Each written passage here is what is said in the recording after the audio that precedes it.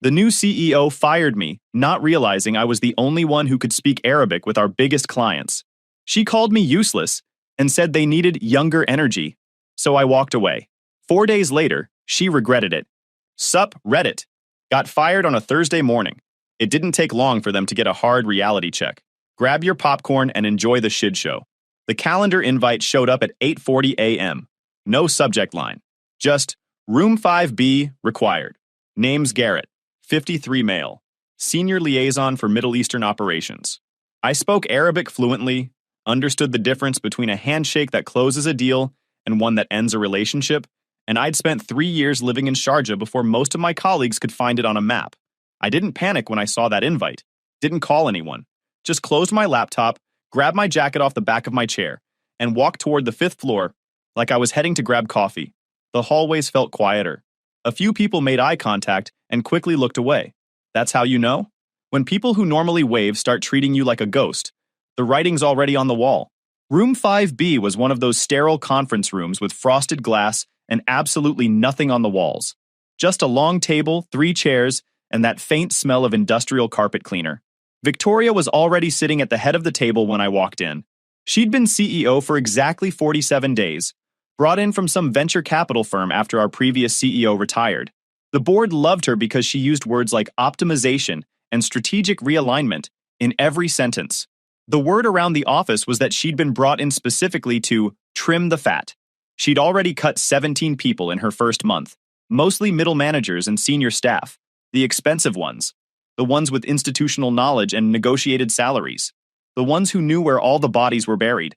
She had this annoying habit of sighing loudly whenever someone said something she considered beneath her, which was apparently most things most people said.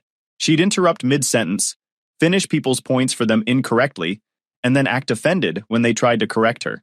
I'd watched her in a few all-hands meetings before this. Sitting next to Victoria was Denise from HR. She had a manila folder in front of her, and her pen was already uncapped. I sat down, folded my hands on the table, waited. Victoria glanced at her phone, picked it up, checked something, put it back down. Like this conversation was already taking longer than she'd budgeted for. She finally looked up. Didn't even bother with pleasantries. She had this way of speaking that was supposed to sound authoritative, but came off like someone who'd read too many leadership books. Mr. Nash, thank you for joining us. As you may be aware, we're undergoing some structural changes to better position Vanguard for future growth opportunities. I didn't respond. Just let the silence stretch until it got uncomfortable. She shifted in her seat. Your role has been identified as part of the legacy infrastructure that we're moving away from. We're consolidating functions and reallocating resources toward more modern frameworks. There it was. Legacy infrastructure. Like I was an outdated server rack or a phone system from the 90s. I was the only person in this entire building who spoke Arabic fluently, who understood Gulf business culture, who had personal relationships with clients worth over $8 million in annual maintenance contracts. And this woman who'd been here less than 2 months was calling me legacy infrastructure. She continued, her voice dripping with that rehearsed sympathy that never quite lands. I'm sure you understand. We need people who can adapt to the new direction. This industry is evolving, and frankly, we need younger energy. She let that word hang there, not even bothering to dress it up. Denise slid the manila folder across the table. Standard severance package. 3 months' pay, 60 days of extended health benefits, and a reference letter that someone had probably generated from a template. At the bottom was a line for my signature and a date. Victoria kept talking. Something about the company being grateful for my years of service. Something about the door always being open. What she didn't mention was the UAE delegation arriving Monday morning. What she didn't mention was the $8 million in pending contract renewals I'd personally negotiated over the past 14 months. What she definitely didn't mention was that Khalil Al-Farsi, the operations director of our largest Gulf client, had explicitly stated in writing that he would only continue working with Vanguard as long as I remained their primary contact.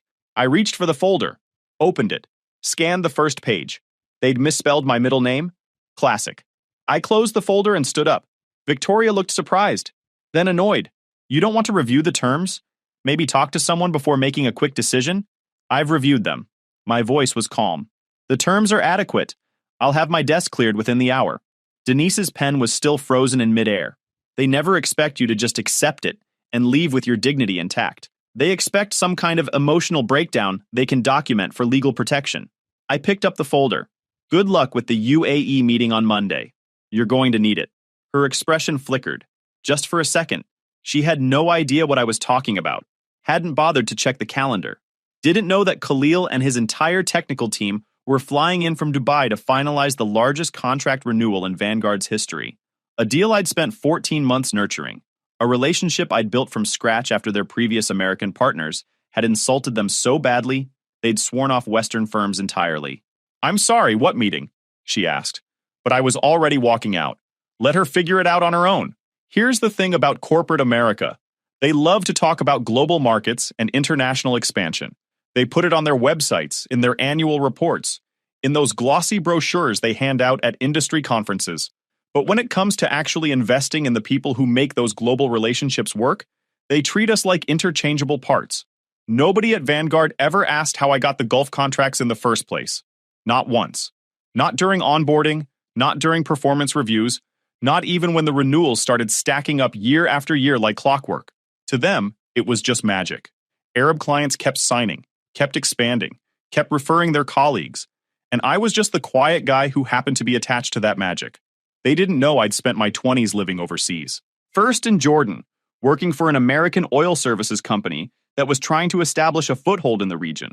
Then in the UAE, where I got hired by a local industrial maintenance firm and spent 3 years learning the real nuances of energy sector regulations, trade etiquette, and the difference between a negotiation that builds trust and one that destroys it permanently. I learned Arabic the hard way. Not in a classroom, but in equipment yards and refinery control rooms and late-night negotiations, where one wrong word could tank a multi-million-dollar contract. They didn't know about the 12-hour time zone shifts I worked without complaint. Taking calls at 3 a.m., because that's when it was convenient for a client in Riyadh. Rescheduling my entire life around Islamic holidays, because missing a greeting on Eid could set a relationship back months. They never saw the private messages from Khalil's operations manager. The ones that always opened with "Brother Garrett, your word is gold." The ones where he'd ask my opinion on matters that had nothing to do with our contracts because he trusted my discretion. When his son was considering engineering programs in the States, he asked me for recommendations. When his company was evaluating a new equipment vendor, he asked me to review the technical specs. That's the kind of trust that takes years to build and seconds to destroy.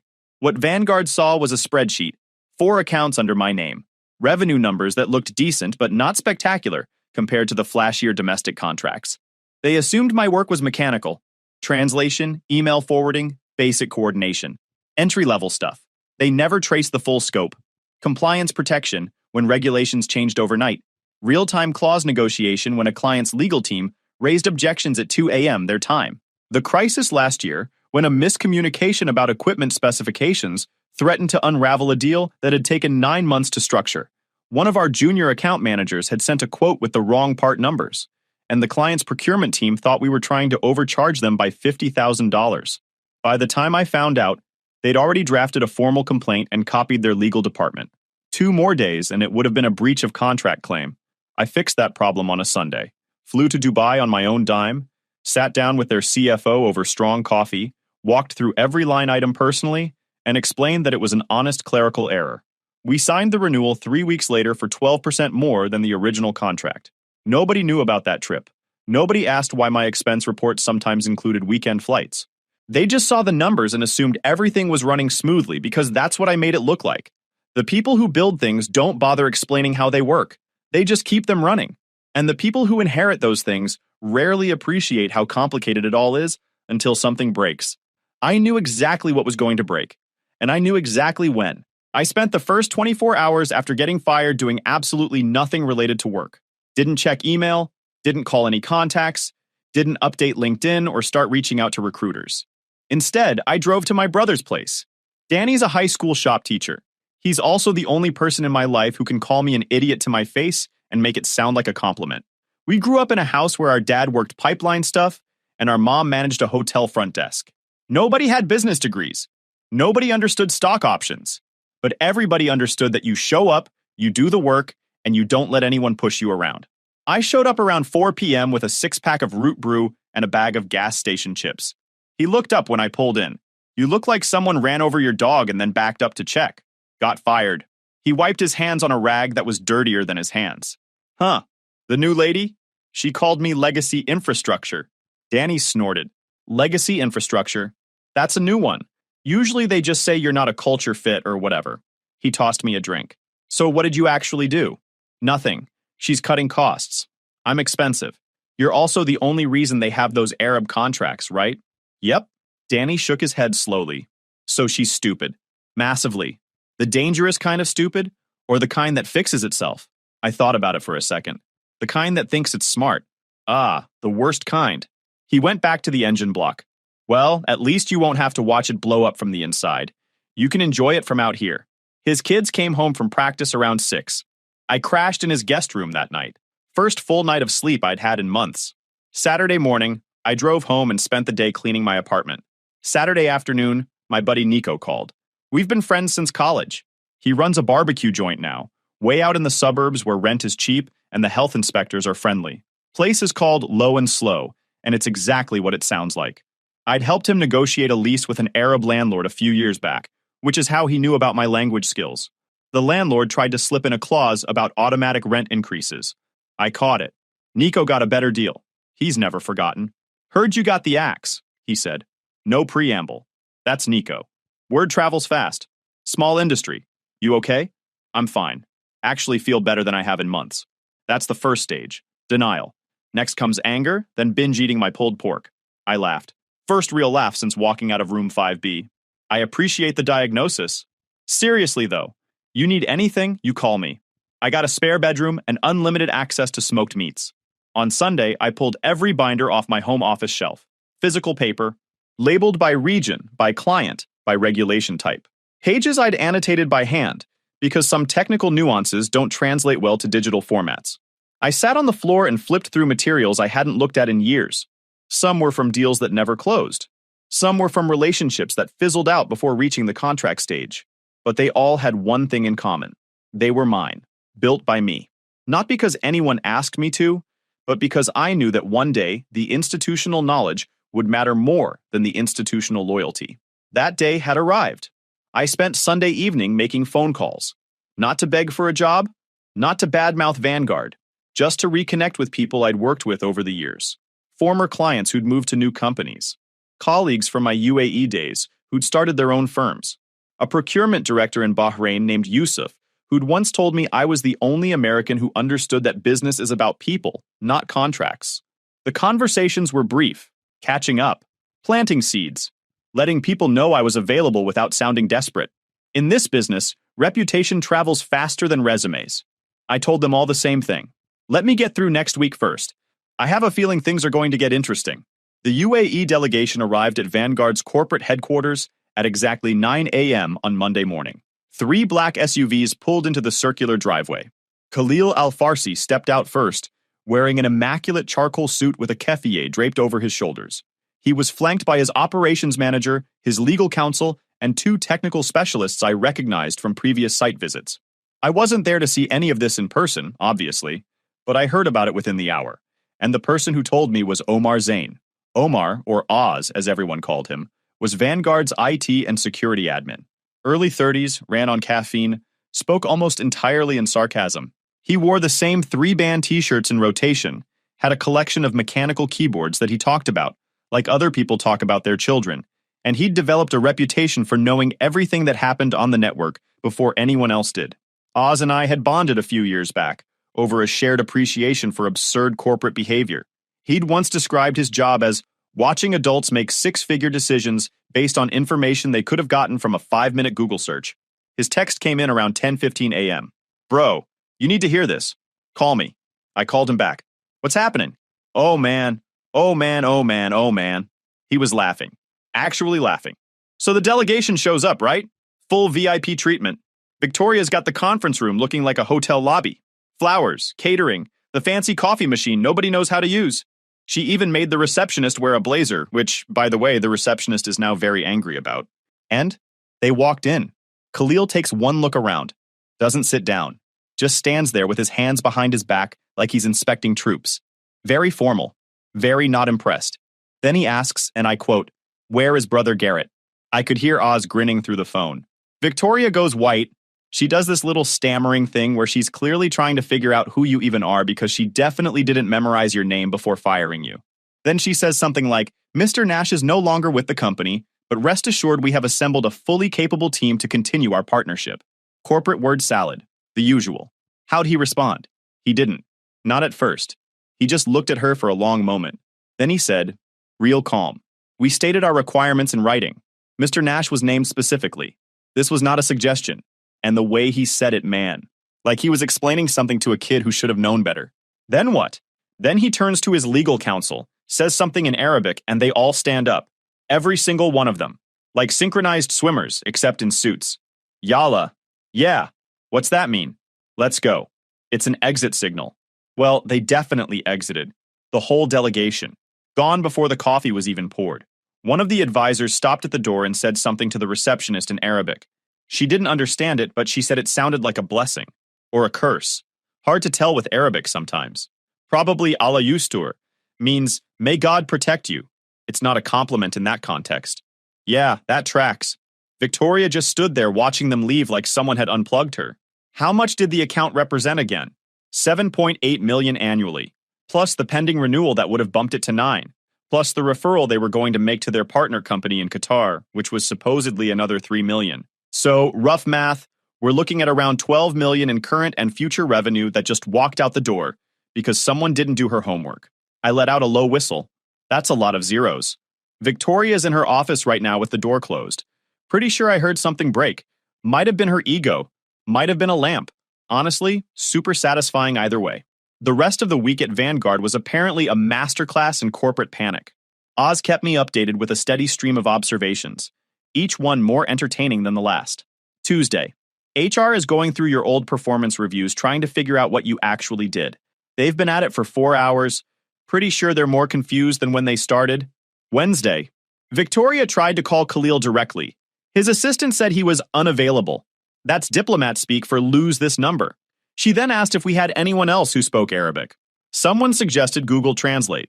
I wish I was joking. Thursday morning, the sales team sent an apology letter to the Kuwait account. They addressed it to Mr. Al Kuwait. That's not a name. That's the country. With Al in front of it. I'm losing my mind. Thursday afternoon, it got a request from the CEO's office to pull all your old email correspondence. Guess who drew the short straw? That last text was followed by a string of emojis that I interpreted as both complaint and opportunity. Here's the thing about Oz. He wasn't just IT. He was the guy who saw everything. Every email, every file, every internal communication that people thought was private. And when Victoria demanded that someone dig through my old work to figure out how to salvage the situation, Oz became what he later called the Arabic email archaeologist. He called me Thursday night. Dude, I've been going through your files all day. I had no idea you were doing this much. What did you find? Everything. Literally everything. You've got email threads in Arabic going back years. Cultural briefing documents you wrote for the sales team that they clearly never read. Attachment folders full of do not do this notes about client preferences. There's a whole file labeled Yalla Guidelines. That's basically a survival manual for not ticking off Gulf clients. I'd written those guidelines after watching 3 different junior account managers torpedo relationships by doing things like scheduling meetings during prayer times or sending a friendly follow-up on the first morning of Eid. There's also, Oz continued, an email from Khalil's legal counsel from about 8 months ago. Explicitly states that any changes to the account team must be communicated in advance and approved by their side. Victoria never saw it. Nobody ever saw it. It was just sitting in your sent folder waiting to become evidence. Evidence of what? Evidence that this wasn't replaceable work. Evidence that you were specifically named as the relationship anchor. Evidence that Victoria made a $7.8 million mistake without doing 5 minutes of homework. I was quiet for a moment. I'm putting together a report, Oz said. The board's going to want answers. I figure they should get the real ones. By the end of the second week, Vanguard's Gulf portfolio was falling apart. 2 accounts had frozen all pending renewals indefinitely. A third, a petrochemical services company in Kuwait that I'd been nurturing for the past year, sent a formal letter terminating preliminary negotiations entirely. They specifically cited concerns about organizational stability and relationship continuity. Corporate speak for, we don't trust you anymore. The fallout spread further than anyone expected. Khalil Al-Farsi didn't just leave that Monday morning meeting. He made phone calls. In the Gulf business world, relationships are connected like root systems. One company's opinion of you becomes everyone's opinion of you. And Khalil wasn't just anyone. He was one of the most respected operations directors in the UAE energy sector. When he talked, people listened. By Thursday, Vanguard's name was apparently something of a cautionary tale in regional energy circles. They fired the only person who understood the market. That tells you everything about their judgment. I heard this secondhand from 3 different contacts, each one telling me basically the same story. Victoria tried everything. She had the sales team send formal apology letters. She brought in an external consulting firm that specialized in cross-cultural business recovery, which sounds made up because it basically is. She even, according to Oz, tried to find another Arabic speaker on short notice. You should have seen the recruiter's face when Victoria described what she needed, Oz told me. Someone who speaks fluent Arabic, understands Gulf business culture, has existing relationships with regional energy clients, and can start immediately. The recruiter literally laughed on the video call. Then she muted herself for about 30 seconds, probably to finish laughing. I thought Victoria was going to fire her through the screen. The recruiter explained that someone with those qualifications would take at least 6 months to find, would command a salary significantly higher than what Vanguard had been paying me, and wouldn't be interested in joining a company that had just publicly embarrassed itself on the international stage. Victoria did not take this feedback well. Meanwhile, I was getting phone calls from people I hadn't talked to in years. Word had gotten around that I was available. A contact in Doha reached out about a consulting opportunity. An old colleague from my UAE days who'd started his own industrial services firm wanted to know if I'd consider a partnership. Yusuf from Bahrain called to say his company was expanding and needed someone to lead their international operations. I told them all the same thing. Give me a few weeks. Things are still developing. Danny called me that Saturday. How's unemployment treating you? Surprisingly well. I'm getting more job offers now than when I was employed. Funny how that works. The minute you stop needing a job, everyone wants to give you one. You want to come over? I'm grilling. Badly. But I'm grilling. I went. His backyard was a small patch of grass, between a fence and a deck that had seen better decades. He had one of those charcoal grills that requires an engineering degree to light properly, which explained why half the burgers were on fire and the other half were still raw. You need help with that? I need a flamethrower and possibly a priest, but help would be a start. I took over grill duty while Danny grabbed more root brew from the cooler. His kids came out briefly to check on the food situation, decided it was still inedible, and retreated back to their video games. The 14-year-old paused at the door long enough to ask if I was the uncle who got fired. Danny told him to go inside. Kid shrugged and left. He's not wrong, I said. He's also not helpful. Ignore him. So, Danny said, tell me about this Oz guy, the IT one. What about him? You trust him? I thought about it while flipping a burger that was finally approaching something resembling cooked. Yeah, actually. He's one of those people who hates corporate games so much that he's become accidentally trustworthy. No agenda. Just really entertained by watching the whole thing fall apart. He shook his head. You gonna go back if they ask? I thought about it. Depends on the terms. Danny pointed his spatula at me. Get paid. Whatever else happens, get paid. Oz called me on a Wednesday, 3 weeks after I'd been fired. Report's done, 37 pages, and it's beautiful. He'd been working on it since that Thursday night when he first started digging through my files. Now it was complete. A comprehensive timeline showing exactly what I'd done, exactly what warnings I'd flagged, exactly what documentation existed that Victoria had never bothered to read, including the email from Khalil's legal counsel that Khalil himself had referenced during the walkout. How are you getting it to the board? I'm not. Directly, anyway. That would make me a target, and I like my job. I'm giving it to Denise in HR. She's legally obligated to escalate material findings to General Counsel. General Counsel is legally obligated to brief the board on potential liability issues. Chain of custody, baby. My hands stay technically clean. The truth comes out. And Victoria gets to explain herself to a room full of people who actually know how to read a balance sheet. You're sneaky. I prefer strategically positioned. But yeah, little bit sneaky. The board meeting happened the following Tuesday. Lasted 4 hours. I heard about it afterward from 3 different sources, including Oz, who'd somehow managed to be troubleshooting network issues in the hallway outside the conference room for most of the afternoon. It was beautiful, he told me later. Victoria had apparently tried to frame the whole thing as a strategic realignment that encountered unexpected market resistance. Translation: we made a calculated decision that happened to be catastrophically wrong, but we'd like you to believe it was just bad luck. The board wasn't buying it. Brian, the chair, was an old-school energy guy who'd been in the industry for 40 years. He'd asked one simple question early in the meeting. Did anyone verify that this employee had specific contractual obligations with our Gulf clients before terminating his position? Victoria's answer was basically no. Brian followed up. And you didn't think that level of due diligence was relevant for accounts representing 8% of our annual revenue? There was apparently a long silence after that. Then Brian asked to see the email from Khalil's legal counsel. He read it out loud to the room, twice. The meeting adjourned without a formal resolution, but the damage was done. The board had seen the emails. They'd seen the cultural briefing documents. They'd seen the YALA guidelines that nobody had ever read. And they'd seen the legal notification that explicitly named me as contractually essential to the client relationship. Oz texted me that night with a single observation. Victoria's office is dark. Everyone else is still here. Draw your own conclusions. The next morning, I received a formal letter from Vanguard's general counsel. They wanted to discuss potential consulting arrangements and were open to flexible terms that acknowledged the value of institutional relationships. I showed it to Nico. They're begging. Pretty much. You gonna help them? Depends on what they're offering. Get paid. Get paid stupidly well. Everyone in my life apparently had the same advice. 6 weeks after I was fired, I walked back into Vanguard's headquarters. Not as an employee. As a consultant with a contract that made my previous salary look like pocket change. The negotiation had been almost too easy. They'd started with a lowball offer, trying to save face. I countered with terms that made their general counsel physically wince. They came back with something more reasonable. I rejected it and raised my rate by another 15%.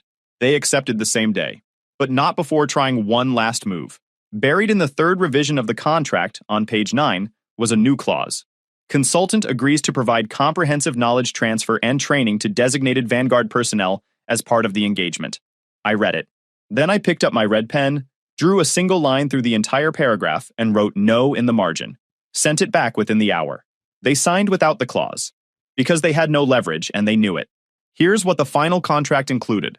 A 6-month engagement at 3 times my former daily rate. Full autonomy over all Gulf client communications. No reporting requirements to Victoria or anyone on the executive team. Direct access to the board chair if needed.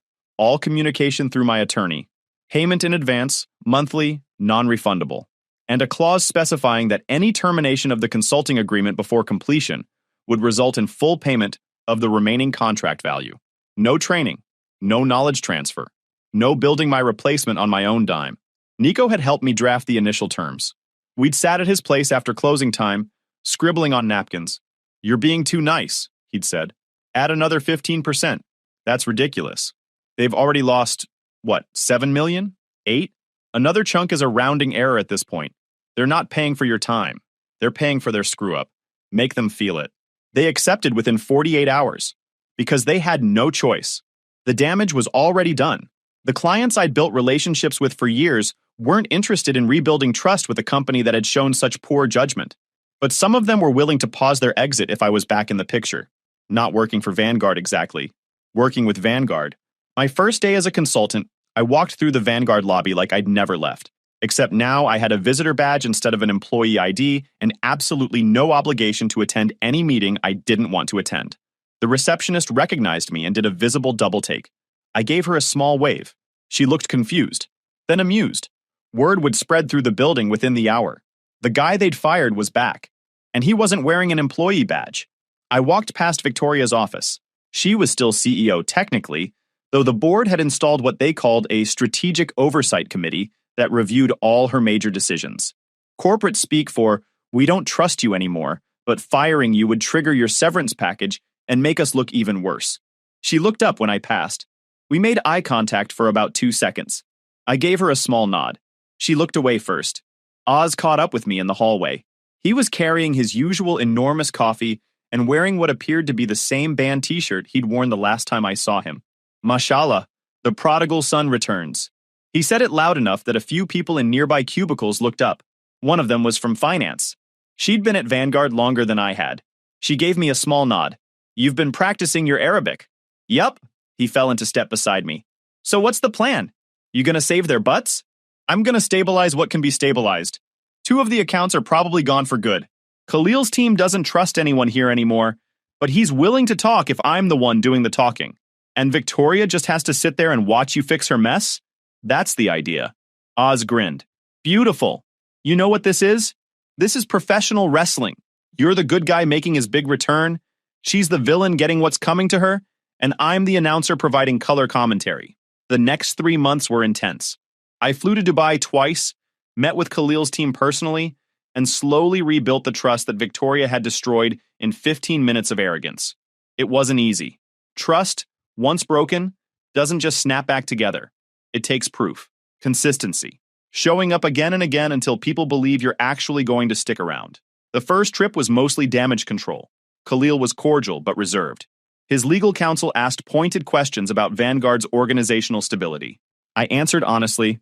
The company had made a mistake, the board was addressing it, and I was back in a role with full autonomy. The second trip was different. Khalil invited me to dinner at his home. In Gulf business culture, that's a big deal. It means you've moved from vendor to trusted contact. We talked about his son's engineering program, about regional energy policy, about the challenges of working with American companies who didn't understand that relationships aren't line items you can cut from a budget. By the end of that dinner, the account was saved. Not fully restored to where it had been, but stable. Moving forward instead of falling apart. I salvaged 2 of the 4 endangered accounts. The other 2 were gone, lost to competitors who'd been circling like sharks since the walkout started making the rounds in industry circles.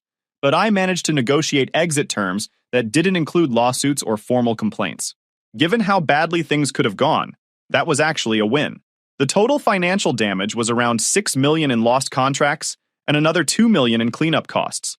Legal fees, consulting fees, travel expenses, not as bad as it could have been, but bad enough that the board was asking hard questions about how this had happened in the first place. Victoria resigned 4 months after firing me. The official statement said she was pursuing other opportunities to leverage her strategic vision. The real story, according to Oz, was that the board had given her a choice: resign with dignity or be terminated for cause with the full documentation attached to her permanent record. She chose door number 1. Smart move. I heard she went to work for a consulting firm in Austin, one of those places that helps companies optimize their human capital strategies. I genuinely hoped she learned something, but I wasn't counting on it. My consulting contract with Vanguard ended after 6 months. By then, I'd already accepted a permanent position with Yusuf's firm in Bahrain, head of international operations, based in the Gulf with regular trips back to the States. Better salary, better title, better culture. People who actually understood that you don't build a business by cutting the people who built your relationships. The offer had come together over a series of phone calls and one very long dinner in Manama. Yusuf laid out his vision, expanding into new markets, building partnerships across the region, competing with the American firms who kept tripping over cultural landmines they didn't even know existed. He needed someone the Gulf clients would trust. You're not just a liaison, he'd said. You're a bridge. And bridges are hard to build. And the best part? Khalil Al-Farsi moved his contracts to Yusuf's company, specifically because I was there. $7.8 million in annual business, transferred directly because of a relationship. A relationship built over years of showing up, keeping promises, and understanding that business in this part of the world runs on trust. Danny came to my going-away party at Nico's barbecue place. My brother, my best friend, and about 30 other people who'd watched the whole thing unfold over 6 months. The place was packed.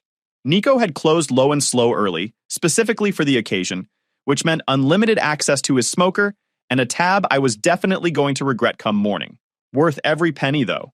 Danny was telling the story of Victoria's resignation to a group of people who'd never met her, but hated her on principle. He'd gotten surprisingly good at the impression over the past few months. "We need younger energy," he said in a high-pitched voice, doing air quotes with his fingers. The whole table cracked up. Nico came out from behind the counter with a fresh tray of brisket, still steaming. All right, toast time. Everybody grab a glass." Danny raised his glass. "To institutional knowledge, and the idiots who don't appreciate it until it's gone." Nico added, "And to getting paid. Stupidly, ridiculously, obscenely well." Oz had driven down from the city specifically for the party. "Wouldn't miss it," he said. He raised his own glass. "And to the Arabic email archaeologist, without whom none of this would have been properly documented and delivered to the appropriate oversight authorities." I looked around at the people who'd stuck with me through the whole thing. These were the relationships that actually mattered, the ones that showed up when things got hard.